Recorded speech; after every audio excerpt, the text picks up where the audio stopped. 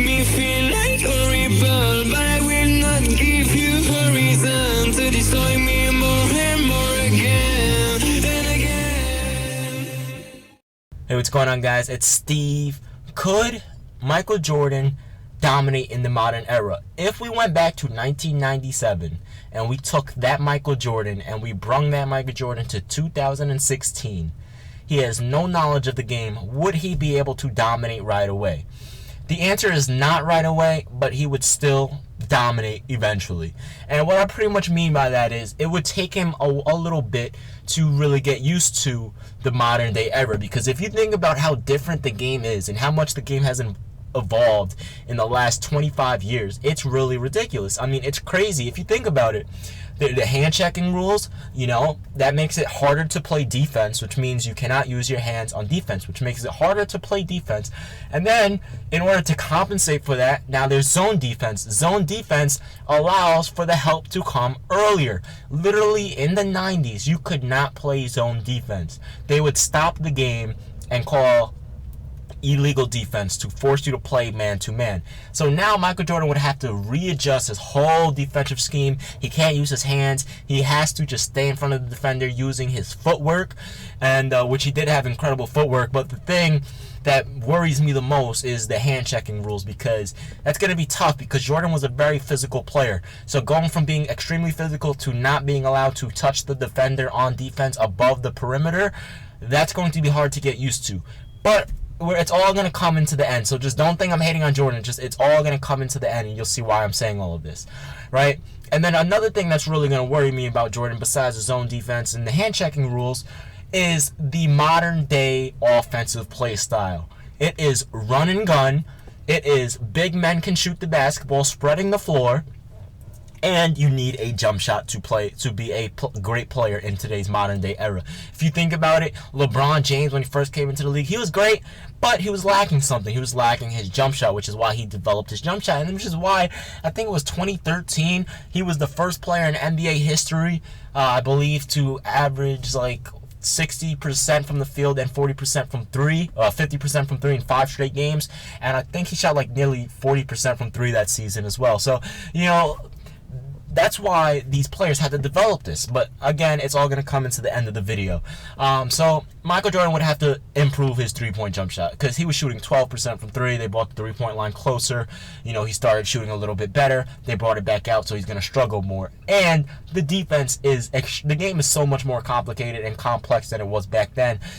Defensive schemes, switching, backdoor screens, off-ball screens, all of this stuff. There's just so much more to the game than there was in the 90s. But it's not his fault, the game evolved. Now, obviously Jordan is one of the best players in NBA history, and this is why I say he won't dominate right away, but he would still eventually dominate. And the reason is because he is Michael Jordan. He is one of the hardest working players in NBA history. His work ethic triumphs that of Kobe Bryant. And Kobe Bryant is known, I don't know if it triumphs that, but Kobe Bryant is known as one of the hardest working players in NBA history. And Michael Jordan was a hard worker. So if Michael Jordan worked as hard as Kobe, there's no doubt about it that Michael Jordan would be able to adjust. I mean, just think about his pure skill. And he was ahead of his time, which is the crazy thing, because now this league is so athletic. No matter what position you play, it's so athletic. Yeah, there are some players that use strength a lot, like LeBron and Carmelo, but it's highly reliant on athleticism. LeBron still relies on athleticism. Carmelo still, to some extent, relies on athleticism. Now, players like Carmelo and Kobe last a long time because they don't need to rely on athleticism because of footwork. They can back you down in their shooting ability and just their scoring ability in general. That's why players like Kobe lasted long, and he would have still been playing. If you guys don't remember this, I know I'm all over the place right now, but Kobe Bryant, before his injury, was averaging 27 points per game in 2013. His 17th year in the NBA, he was averaging 27 points per game. 4th in scoring. So imagine, actually, I think 3rd, it was Carmelo, KD, Kobe, and then LeBron. So imagine if Kobe never got injured. And that's what I mean by Kobe could have lasted way longer, and he could have still been dominating in the NBA. It's just the injuries at the end of his career, which is really sad, and I hope that doesn't happen to Carmelo. But back to the point. Michael Jordan was ahead of his time and a hybrid. Michael Jordan was the type of player that relied on athleticism, and then he also didn't rely on athleticism because of his footwork, his skill, his ability to post you up, back you down. Just overall fundamentals of the game were so ahead of his time. Which is why I brought up Carmelo and Kobe lasting a long time, because my personal opinion is Michael Jordan, even if he relied on athleticism in the modern day era, let's say he played 12 years and he heavily relied on athleticism, even after his prime and his athleticism is lost slightly, or even more than slightly, like he's lost the majority of his athleticism, he can still use footwork, dribbling ability, strength, his ability to back you down, his post game, his size up game, his face up game. He can use all of this and still be able to dominate, which is why I said it's all going to come into the end, because that's why I say it would take Michael Jordan at least one season, because the first season he'll probably average around 20 points per game his first season, 25-5, right? And then after that, he's going to work in the offseason real hard, develop that jump shot, develop that footwork so he can play defense without his hands, develop the ability to, shoot the three-point ball better, develop the ability to understand defenses and how to read defenses and get the ball out of traps and not get trapped and not get triple teamed and double teamed and stuff like that. He would be able to do that just because of how hard he worked. I have no doubt about it that he would be able to do that.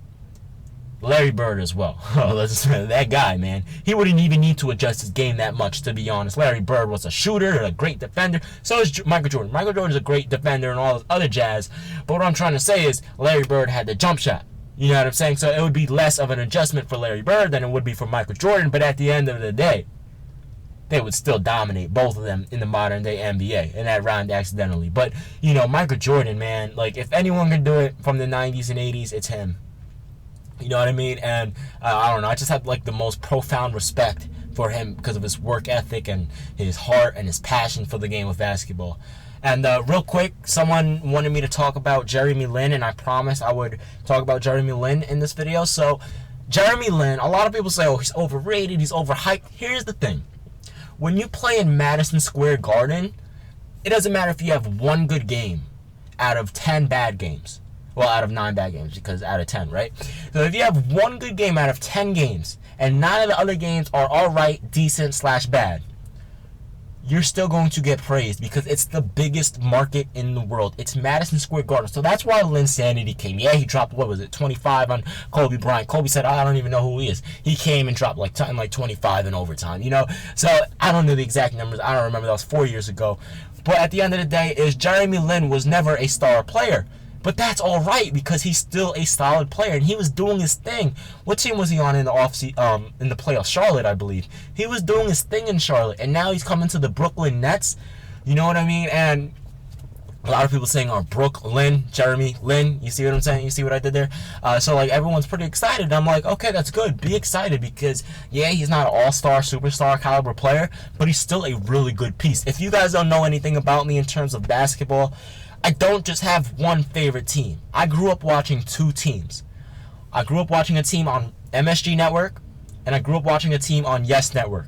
MSG Network, obviously the New York Knicks, Wilson Chandler, Al Harrington, David Lee, Nate Robinson, Jared Jeffries, Eddie Curry. I grew up watching those players, Stephon Marbury.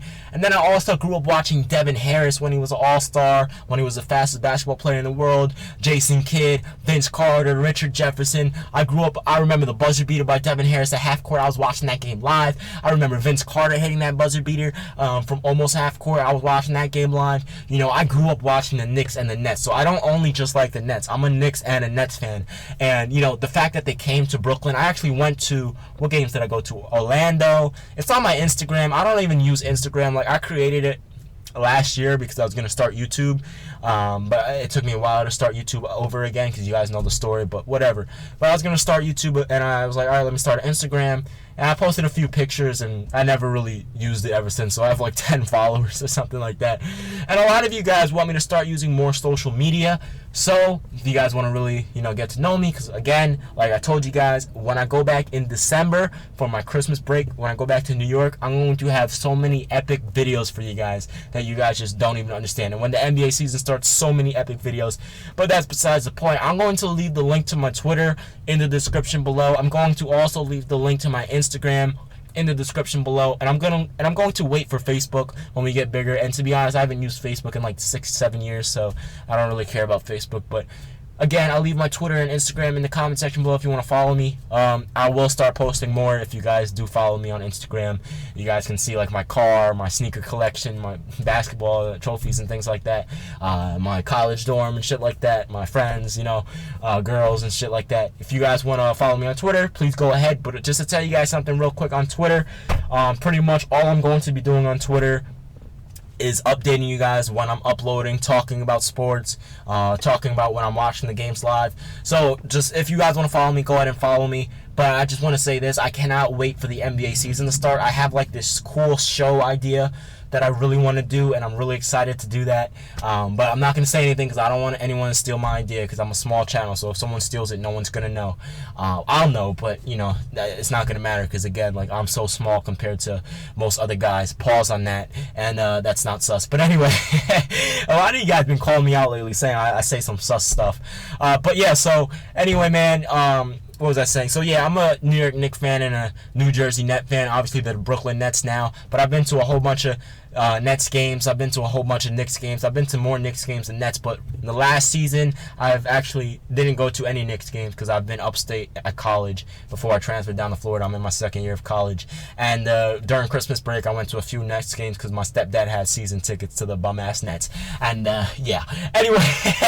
Anyway, those are my two favorite teams, just so you guys know a little bit more about me. But yeah, so if anyone's going to dominate in the modern era, it's definitely going to be, you know, if we took anyone from the 80s and 90s to dominate now, it would definitely be Michael Jordan and Larry Bird. You know, Dominique Wilkins, I think, could dominate too, just because, you know, yeah, he was sort of like a big man that used athleticism. But, I mean, if you think about it, that's like sort of like a DeMarcus Cousins, Anthony Davis, but like a 6'8" body combined. It's hard to explain. But if you could develop that jump shot a little better, I guarantee you, man, a lot of these 80s and 90s players could dominate. Anyway, I've been going on way too long. It's a 12-minute long video. You guys can expect that, though, as soon as the NBA season starts. I can't wait. But anyway, I'm out of here. Let me know what you guys think in the comment section below. Also, do you guys enjoy these 2 videos a day? And also, starting Friday, and if you made it to this point in the video, just in the comment section below, type in Friday. Just type Friday in the comment section below. I just want to see how many people actually make it to this part of the video. But anyway, so if you made it to this part of the video, I would like to tell you that starting Friday, there will be 3 videos a day. I know you're probably like, Steven, don't start spamming, please. It's not spamming. It's part of the whole idea of what I want to do on YouTube. 1 video at 12. I actually brought that back because school started. Kids don't really get out of school until like 3 o'clock. So, well, 1 video, I'll say at 2 o'clock. Another video at 4 o'clock. And another video at 6 o'clock. And pretty much it's going to be 2. It's going to be 1 when the NBA season starts. 1 NBA season video. I'm not going to say anything about it. Just that's all I'm going to say. 2, we're going to have a regular basketball topic video. And then 3, we're going to have NBA 2K17 because a lot of you guys wanted to play that. Anyway, this video is long as hell. I'm out of here. I love you guys. Peace.